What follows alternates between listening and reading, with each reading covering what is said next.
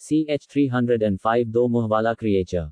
Team ने आरव के अचानक बदले हुए रवैये को देखा और बिना सवाल किए उसकी बात मान ली। अगर आरव जैसा लालची इंसान इतनी जल्दी हार मानने की सोच रहा था, तो साफ था कि वो मजाक नहीं कर रहा था। जल्दी करो, सब तेजी से चलो। आरव ने अपनी शैडो स्पेल का इस्तेमाल किया और अपनी स्पीड बढ़ाते हुए बाकी टीम मेंबर्स को भी अपनी रफ्तार तेज करने के लिए उकसाया। टीम ने बिना देर किए पीछे हटना शुरू किया और पहाड़ी से नीचे उतरने की कोशिश में अपनी सबसे तेज रफ्तार पर पहुंच गए। लेकिन सबके चेहरों पर कंफ्यूजन साफ दिखाई दे रही थी। हे भगवान, ये लावा अचानक इतना बढ़ कैसे गया? उन्हें संभलने का मौका भी नहीं मिला कि उनके सामने एक चमकदार लाल आग की चादर लहराते हुए फैल गई, जैसे वो उनका रास्ता रोकने आई हो। तुम पागल हो या बेवकूफ? लावा पहले से इस तरह नहीं बह रहा था, ये तो सीधे हमारे ऊपर से आ रहा है, आरव ने दौड़ते हुए चिल्ला कर कहा। जब उन्होंने पहले इस जगह को पार किया था, लावा बस दीवारों के छोटे छोटे गैप से हल्के हल्के बह रहा था, जैसे कोई फव्वारा। वह ग्रुप के लिए कोई बड़ा खतरा नहीं था, लेकिन अब ये लावा पूरे रास्ते में फैल चुका था। इसका सीधा मतलब था कि लावा की मात्रा और इसके इकट्ठा होने की रफ्तार तेजी से बढ़ रही थी। अगर यह बस थोड़ा बहुत होता, तो चिंता की बात नहीं थी, लेकिन अब इतना लावा इकट्ठा हो चुका था कि जल्द ही वह रास्ते को पूरी तरह से ब्लॉक कर देता। अगर ये लावा रास्ते के संकरे हिस्सों को बंद कर देता, तो यह ऊपर की ओर बढ़ता जाता और गुफा के आधे रास्ते में फंसे ग्रुप को लावा में जलकर मरना पड़ता। हे भगवान, ये जगह तो पूरी तरह से तालाब बन गई है, लकी चिल्लाया। ऊपर से बहुत सारा लावा बह रहा है। क्या किसी को वो आवाज सुनाई दी? अब आवाज की परवाह कौन करेगा? रुद्र ने गुस्से में कहा। नहीं, ये कुछ अलग तरह की आवाज है। जैसे ही ग्रुप पहाड़ी से नीचे दौड़ रहा था, उन्हें अचानक ऊपर से कुछ गड़गड़ाहट महसूस हुई। ये आवाज उनसे थोड़ी दूर से आ रही थी, इसलिए हल्की सुनाई दे रही थी। कृति रुकी और अपना कान दीवार के पास लगाकर ध्यान से सुनने लगी। उसका चेहरा तुरंत सफेद पड़ गया। जब उसने पीछे मुड़कर देखा, तो बाकी लोग उसकी आंखों में आतंक देख सकते थे। जो हो रहा था उसे बताने की जरूरत ही नहीं थी। ये लावा था। लावा एक बाढ़ की तरह रास्ते में बह रहा था, उसकी ताकतवर धारें गुफा की दीवारों से टकरा रही थी। लावा के दीवार से टकराने की भयानक गर्जन सुनाई दे रही थी, जिसे कृति ने तब सुना जब उसने अपना कान दीवार पर लगाया। गुफा की संरचना ने सबको यह महसूस करा दिया था कि अगर लावा की लहर सचमुच ऊपर से आ रही थी, तो उनके बचने का कोई मौका नहीं होता। सबको आखिरकार यह समझ में आया कि आरव ने उन्हें तुरंत वहां से निकलने के लिए क्यों कहा था। अगर वे थोड़ी और देर करते, तो अब तक लावा में बहकर अपनी जान गंवा चुके होते। हालांकि ग्रुप ने लावा के बहने की रफ्तार को कम आंका था, या फिर शायद वे यह नहीं समझ पाए थे कि वे कितनी ऊंचाई चढ़ चुके थे जब ये सब हुआ था। वे अब तक नीचे नहीं पहुंचे थे, और जैसे जैसे वो आगे बढ़ रहे थे, कई जगहों पर लावा के छोटे छोटे तालाब बन गए थे। सबसे डरावनी बात यह थी कि उनके पीछे की गड़गड़ाहट और ज्यादा तेज होती जा रही थी। रास्ता भी थोड़ा हिलता हुआ महसूस हो रहा था। इसी बीच एक डरावनी मेटल के टकराने की आवाज फिर सुनाई दी। आमतौर पर ग्रुप इसे नजरअंदाज कर देता, लेकिन जब उन्होंने देखा कि रास्ते के संकरे हिस्से को एक लाल कवच में लिपटा हुआ क्रिएचर ब्लॉक कर रहा था, तो उनके दिल को एक धक्का लगा। ये कौन सी मुसीबत है जो हमारा रास्ता रोकने की कोशिश कर रही है? रुद्र ने चिल्ला कर कहा। यहाँ से निकलने का यही एक रास्ता था, और ये क्रिएचर वहां पड़ा हुआ था। न सिर्फ वह उनका रास्ता रोक रहा था, बल्कि लावा के बहाव को भी रोककर जगह को भर रहा था। जैसे ही लावा नीचे नहीं बह पाया, वह दूसरी दिशा में वापस ऊपर उठने लगा। इसके परिणामस्वरूप वहां तुरंत 10 मीटर का एक बड़ा लावा पूल बन गया। ऐसा लग रहा था कि फायर आर्मर वाला वह क्रिएचर लावा से बिल्कुल भी नहीं डर रहा था। वो बस गुफा के कोने में आराम से लेटा हुआ था। उसके 2 सिर थे, जो उसी आर्मर में लिपटे हुए थे। उसके 2 चेहरे थे, जिनमें जानवरों जैसी कुछ खासियतें थीं, लेकिन उन पर थोड़ी मानव जैसी समानताएं भी दिख रही थीं। लावा उसके लिए जैसे एक सुकून भरे स्नान जैसा था। वह लावा में डूबे हुए आरव और उसकी टीम को मजाक और घमंड के साथ देख रहा था। एक चेहरे पर तिरस्कार था और दूसरे पर एक सीरियस एक्सप्रेशन। ये क्रीचर आरव और उसकी टीम के लिए जैसे मौत के दूत या यमदूत की तरह लग रहे थे, जो जीवन और मृत्यु के बीच का फैसला करते हैं। ये तो हमारा अंत है, लकी ने चिल्ला कर कहा। उनके पीछे गड़गड़ाहट और भी तेज हो रही थी, जैसे लावा की लहर उनकी ओर बढ़ रही हो। शुरुआत में उन्होंने सोचा था कि आरव के उन्हें जल्दी अलर्ट करने की वजह से उनकी जान बच जाएगी, लेकिन उन्होंने यह अंदाजा नहीं लगाया था कि भयानक आवाज करने वाला क्रीचर उनकी मुसीबतों को और बढ़ा देगा और उनके भागने का रास्ता पूरी तरह ब्लॉक कर देगा।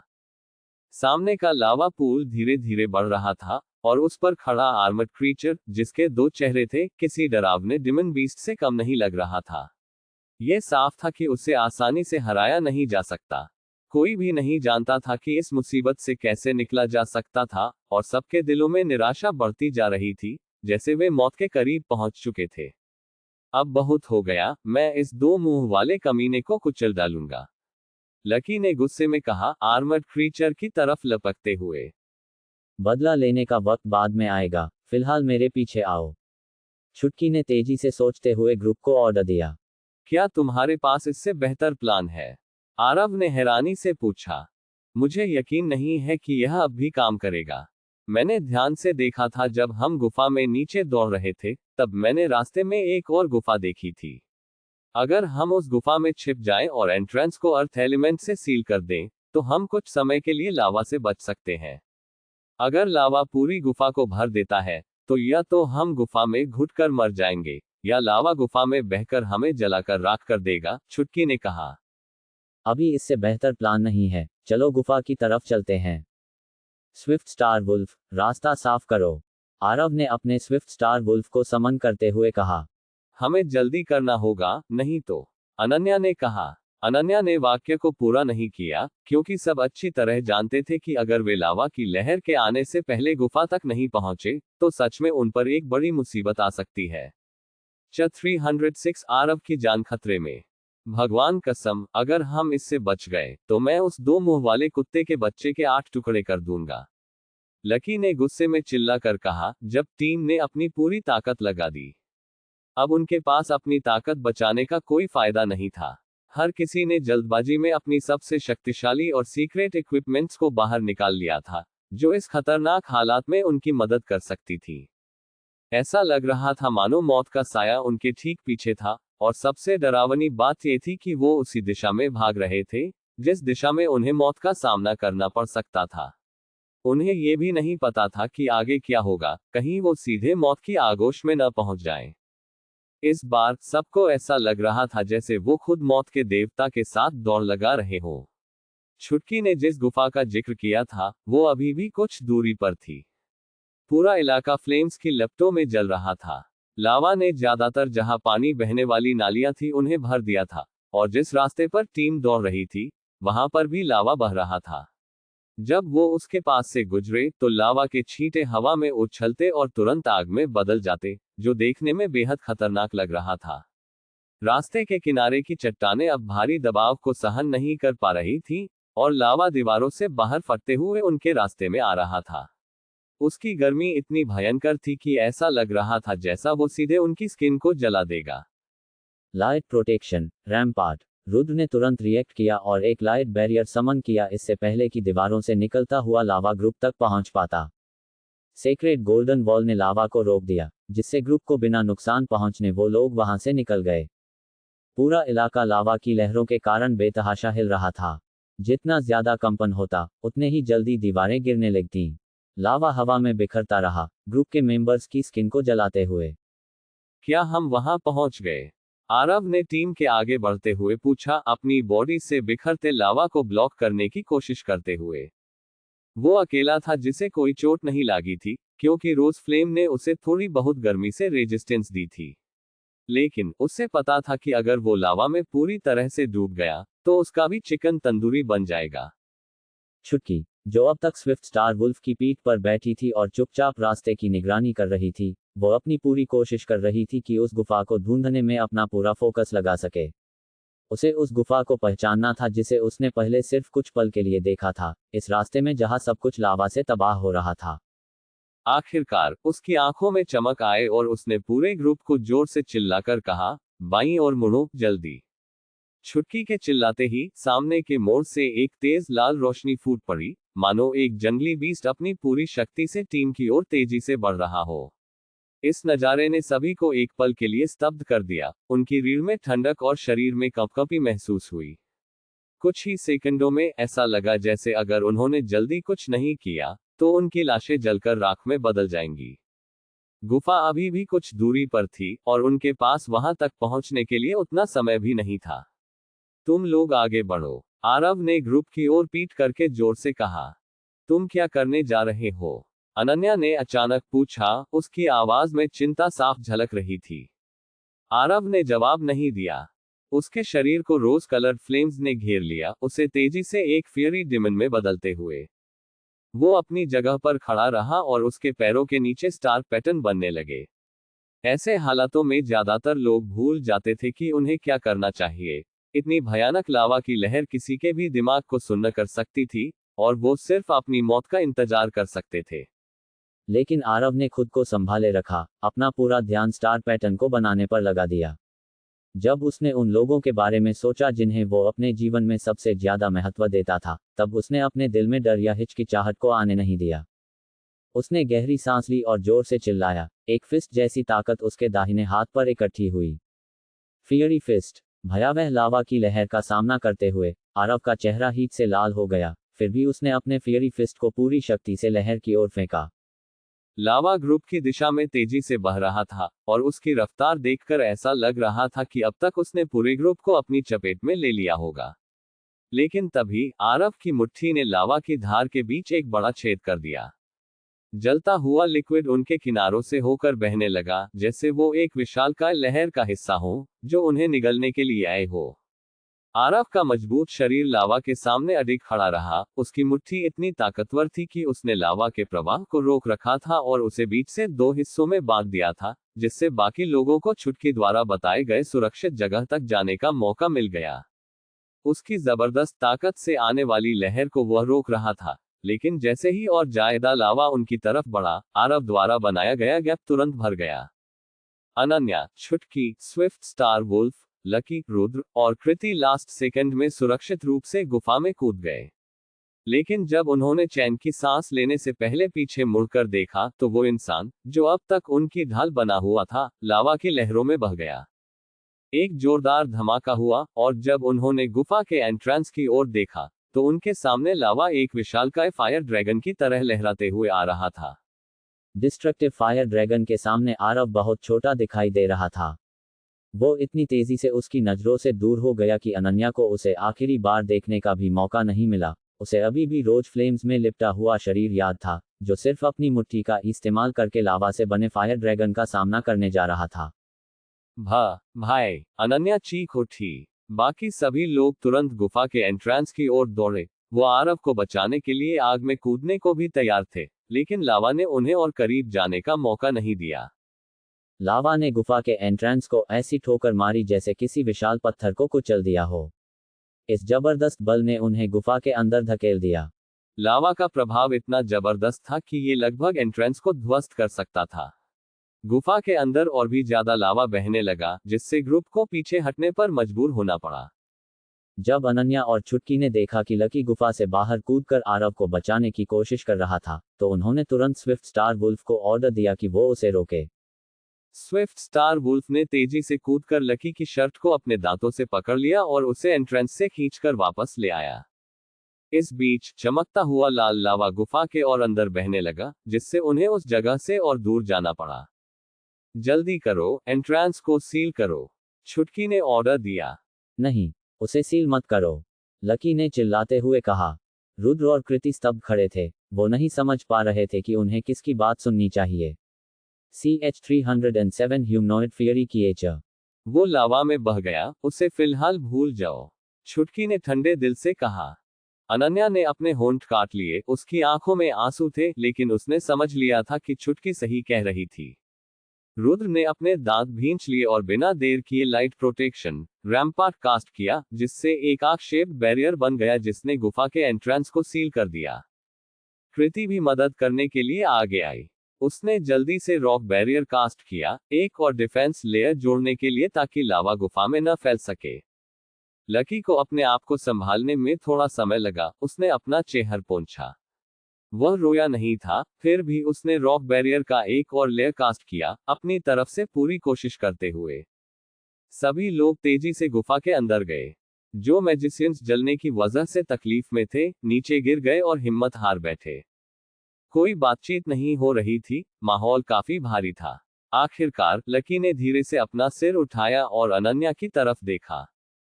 अनन्या समझ गई कि लकी क्या पूछना चाह रहा था। उसने स्विफ्ट स्टार वुल्फ की तरफ इशारा किया और कहा, वो अभी मरा नहीं है। स्विफ्ट स्टार वुल्फ यही है, मतलब आरव अभी जिंदा है। ये सुनते ही सभी तुरंत खड़े हो गए। बिल्कुल सही, स्विफ्ट स्टार वुल्फ आरव का समन बीस्ट था। अगर आरव मर गया होता तो स्विफ्ट स्टार वुल्फ अपने डायमेंशन में वापस चला जाता। स्विफ्ट स्टार वुल्फ का यहाँ होना मतलब आरव अभी जिंदा था। आरव का प्राइमरी एलिमेंट फायर है, इसलिए लावा उसे इतनी जल्दी ज्यादा नुकसान नहीं पहुंचा सकता। लेकिन अगर हमने एंट्रेंस सील नहीं किया होता, तो हम सब मर जाते और उसकी सारी मेहनत बेकार चली जाती। छुटकी ने अपने हमेशा की तरह ठंडे दिमाग से सोच समझकर ये सब किया था। पहले हमें जिंदा रहना होगा, फिर आरव को ढूंढ सकते हैं। उम्मीद है कि लावा ज्यादा देर तक नहीं रहेगा, वरना यहाँ हमारी दम घुटने से मौत हो जाएगी, कृति ने चिंता जताते हुए कहा, हालात की सूर्यास्तनेस को महसूस करते हुए।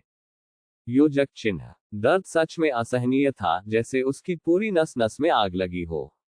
हर बार जब आरव लावा की लहरों के साथ चट्टानों से टकराता, ऐसा लगता जैसे उसकी हड्डियों का चूरमा बना रहा हो।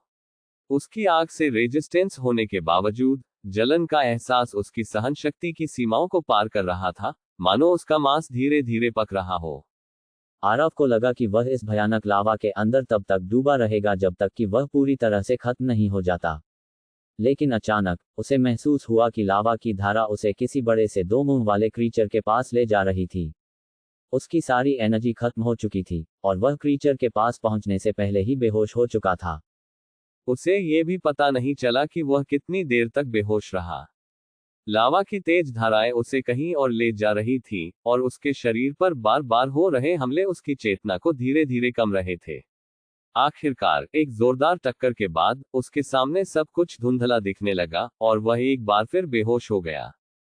डैश। सूरज आसमान में अपने चरम पर था। उसकी किरणें नॉर्थ बनिंग वैली के बीचों बीच एक घाटी पर चमक रही थीं, जिसका आकार गोल कधाई जैसा था। नॉर्थ बनिंग वैली का आखिरी विशाल फायर पिलर हिल सूरज के सबसे नजदीक था। इसके टॉप पर शायद ही कोई क्रिएचर दिखाई दे रहा था, लेकिन जो पौधे आग की ऊर्जा से पनपते थे, वे पूरे बल के साथ खिलते थे और लगभग पूरी पहाड़ी की सतह को ढक लेते थे। ये पौधे जलते हुए लाल रंग के थे, मानो शरद ऋतु की पत्तियों का समुद्र हो, जो जगह को घने तरीके से ढके हुए थे।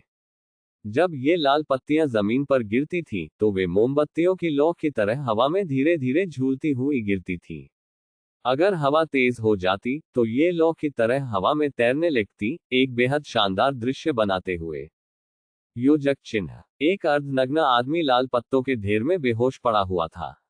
उसकी स्किन के कई हिस्से जलने के कारण सड़ने लगे थे और उसका चेहरा बुरी तरह से जला हुआ था। आदमी का फियरी रेड, थोड़ा एलिगेंट फिगर चुपचाप उसकी शख्सियत को बयां कर रहा था। उसने अपने हाथ में लाल पत्तों को चबाकर निकाला हुआ लिक्विड पकड़ा हुआ था, जिसे उसने बेहोश आदमी के मुंह में डालकर उसका इलाज किया। ये लिक्विड जलने के घावों के लिए बहुत अच्छा इलाज साबित हो रहा था। जैसे ही वो उस आदमी के गले से नीचे उतरा, उसके सड़ते घाव तेजी से ठीक होने लगे। लावा की एनर्जी बहुत शुद्ध थी, क्योंकि इसमें किसी अनोखी तरह के फ्लेम का जहर या विनाशकारी शक्ति नहीं थी। दूसरी तरफ बेहोश आदमी की फायर रेजिस्टेंस बहुत मजबूत थी। गर्मी के कारण नहीं, बल्कि ऑक्सीजन की कमी के कारण वह बेहोश हो गया था। धीरे धीरे सूरज क्षितिज में डूब गया और आखिरकार शाम के वक्त आदमी को होश आया। आरव ने अपनी आंखें खोलकर अपने चारों ओर के माहौल को देखा। शुरुआत में उसे लगा कि वह आग के बीच में पड़ा है, लेकिन जब उसे पता चला कि ये बस लाल पत्ते हैं जो हवा में उड़ रहे हैं, तो उसे राहत महसूस हुई। ये पत्ते मुलायम थे और दिन भर उन्होंने सूर्य की एनर्जी को सोख लिया था, जिससे अब ठंडी हो रही शाम में वो गर्म रजाई की तरह महसूस हो रहे थे। मैं यहाँ क्यों हूँ? आरव कंफ्यूज था। उसे अच्छी तरह से याद था कि वो लावा की लहर के साथ हिल के नीचे तक बह गया था। जब उसने चारों ओर देखा, तो उसने आसमान देखा और पाया कि वो एक ऐसी जगह पर था जहां जमीन पूरी तरह से लाल पत्तों से ढकी हुई थी। कभी कभी वहां से ठंडी हवा भी गुजर रही थी, मानो वो किसी हिल के ऊपर हो। क्या मैं हिल पर हूं? उसने खुद से धीरे से कहा। आरव ने अपने शरीर की जांच की और देखा कि उसकी त्वचा पर कोई भी घाव या चोट नहीं थी, जो उसके लिए अविश्वसनीय था। उसे यकीन था कि लावा में बहने के बाद उसकी हालत बहुत बुरी होनी चाहिए थी। जब वह इस उलझन में था, एक चमकदार लाल रंग का इंसानों जैस दिखने वाला कीचड़ धीरे धीरे उसकी ओर आया। उसकी चाल बहुत अजीब थी, वो जमीन से कुछ सेंटीमीटर ऊपर हवा में उड़ रही थी, और उसके पैर की उंगलियां जमीन को मुश्किल से छू रही थी। वो कीचड़ आग से बनी हुई लग रही थी और पास के कुछ आग से बने पेड़, जो लगभग 10 मीटर ऊंचे थे, उसके बीच से निकलकर आरव की तरफ फ्लोट कर रही थी। वो कीचड़ आरव के पास आए, और हालांकि उसकी पूरी बॉडी आग से बनी थी, आरव को हैरानी हुई कि उसे कोई गर्मी महसूस नहीं हो रही थी। आरव ने उसे अलर्ट होकर देखा। उसने खुद को प्रोटेक्ट करने की कोशिश की, लेकिन ऐसा लग रहा था कि उसकी सारी हड्डियां टूट गई थी। थोड़ी सी भी हलचल करने पर उसके पूरे शरीर में तीव्र दर्द हुआ। वह अपने पैरों पर खड़ा भी नहीं हो सकता था, तो कोई स्पेल कास्ट करना तो बहुत दूर की बात थी। उस फियरी फिगर ने आरव पर हमला नहीं किया, लेकिन एक स्वादिष्ट दिखने वाला फल उसकी तरफ बढ़ाया। आरव की आंखें उस फियरी फिगर पर टिक गईं, जिसने उसे ये स्वादिष्ट फल दिया था। हालांकि वो आरव के काफी करीब थी, लेकिन उसने दूरी बनाए रखी, जैसे कि उसे डर हो कि आरव उससे डर जाएगा। ये मेरे लिए है? आरव ने हैरानी से पूछा, जब उसने देखा कि फल उसकी भूख मिटा सकता है और उसकी चोटों को भी ठीक कर सकता है। फिगर ने धीरे से सिर हिलाकर हाँ कहा। क्या तुम वही हो जिसने मुझे बचाया और यहाँ लाई? आरव ने एक और सवाल किया। फिगर ने फिर से सिर हिलाया, ये दिखाते हुए कि वो उसकी बातों को अच्छी तरह समझ रही थी। आरव को तुरंत याद आया कि कृति ने एक बार बताया था कि उसकी मां को भी फायर कैलेमिटी के समय एक ह्यूमनॉइड फियरी क्रिएचर ने बचाया था। ऐसा लग रहा था कि आरव के सामने खड़ा यह फियरी फिगर वही क्रीचर हो सकता था, जिसने उसकी भी मदद की थी।